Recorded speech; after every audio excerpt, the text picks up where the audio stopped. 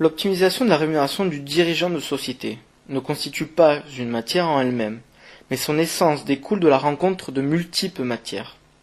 C'est donc un sujet transversal, complexe et évolutif. Schématiquement, le déroulement intellectuel peut se concevoir ainsi. Tout d'abord, le choix de la bonne fiscalité pour la société.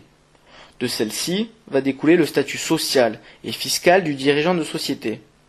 Ce sera aussi arbitré entre les différents types de rémunération, salaire, rémunération de gérance ou de dividendes, la mise en place d'avantages en nature, de stock option, penser le statut du conjoint. On parle ici de revenus immédiats.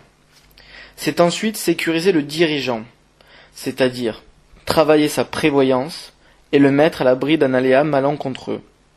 On parle plutôt ici de revenus potentiels ou indirects. Et c'est enfin travailler le revenu différé. On pense bien évidemment à l'épargne retraite, mais aussi à l'épargne d'entreprise. Sur ces derniers points, d'ailleurs, une véritable politique managériale peut être mise en place au sein de la société.